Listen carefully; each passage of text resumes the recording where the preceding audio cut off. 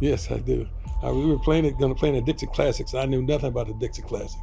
So I get a telegram says if you go out here and play, they're going to shoot me. So I gave it to the coach. Later on that day, I get a knock on the door. Here's a white kid from Alabama, some Alabama fraternity, who had to come and get an autograph from me. There is a version of basketball history that has been carefully curated, packaged, and sold to you. A highlight reel version. A version where logo shots, 6 rings, and sneaker deals define greatness. A version where the most marketable man becomes the most important man. And then there is Oscar Robertson, the man who was averaging a triple-double before most of these icons were even born. The man who fought the NBA in court and won. The man who faced KKK death threats during road trips while putting up the most complete statistical season in the history of the sport.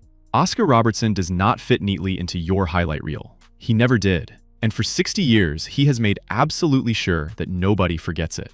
This is not a story about bitterness. This is a story about a man who demands precision, who refuses to let the media rewrite history in favor of whoever happened to be photogenic enough or lucky enough to play under more lenient rules. The Big O watched the paint get cleared, watched hand-checking get banned, watched coaches forget what defense even means. And then he watched the world crown new kings. Here are 6 of the greatest players in NBA history, and exactly what Oscar Robertson thinks of each of them. Number 6, Russell Westbrook.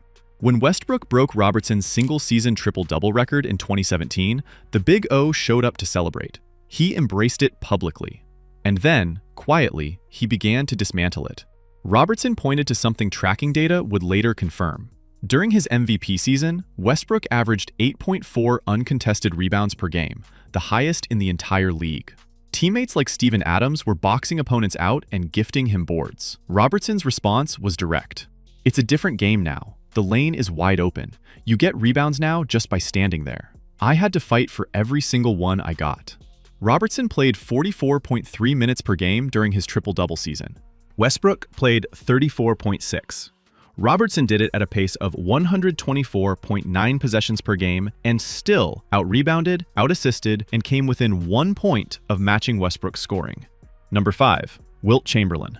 Robertson respected Wilt as a physical specimen more than almost anyone, but he watched Chamberlain chase numbers while Bill Russell was chasing championships, and it bothered him deeply. Robertson's exact words: Wilt was always about Wilt. He'd get his 50 points and 25 rebounds, but he wasn't always a winner.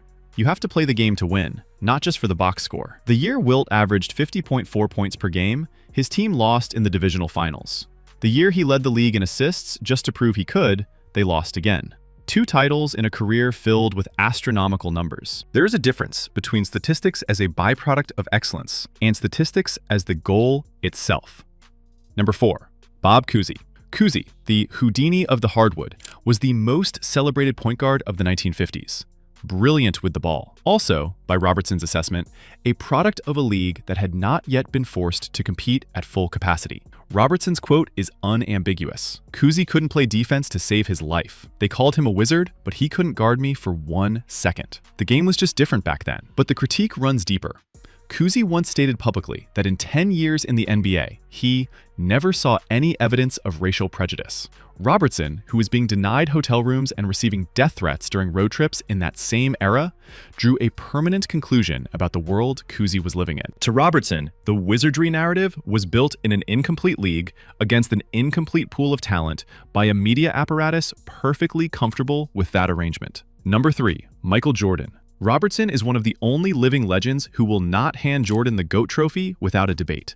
His reasoning is structural, not personal. Jordan didn't do anything new. He was a great player, but he played in an era where they didn't even allow hand-checking. You can't compare that to what we faced. Hand-checking had been restricted, giving Jordan more space in the mid-range. Defensive 3 seconds rules cleared the lane. The three-point line stretched defenses that Robertson faced compressed into a 15-foot radius. Robertson is not arguing Jordan was undeserving of his championships. He is arguing the physical gauntlet required to reach them was fundamentally different. And when Barkley declared Jordan the GOAT in 2010, Robertson pushed back immediately, stating LeBron James was in a class by himself.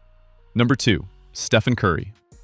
If I've got a guy who's a great shooter, I'm not going to let him just stand there. Coaches today don't know anything about defense. They just let him shoot. Robertson is not questioning Curry's shooting ability.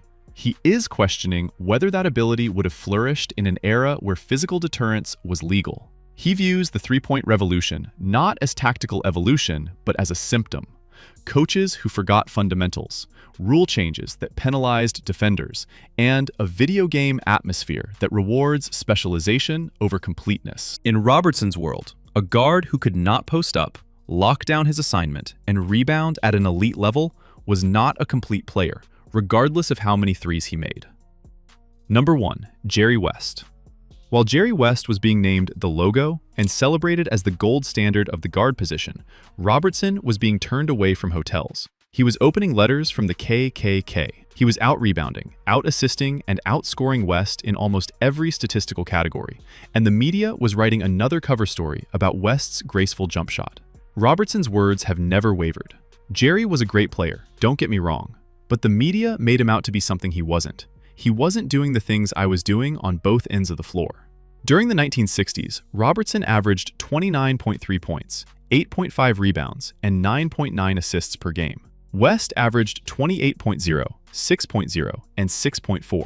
Robertson earned 9 All-NBA first-team selections to West's 8, all while building the NBPA from the ground up and filing the lawsuit that would give every NBA player the freedom to choose where they worked. The logo represents the league's aesthetic ideal. Oscar Robertson's critiques are not the complaints of a bitter old man. They are the insistence of the most complete player the game has ever produced that history be read correctly. He did not chase records. He did not chase marketing deals. He did not chase the logo. He simply played the most complete version of basketball anyone has ever played and spent the rest of his life making sure you knew it. The Big O never needed the media to tell his story. The numbers always did.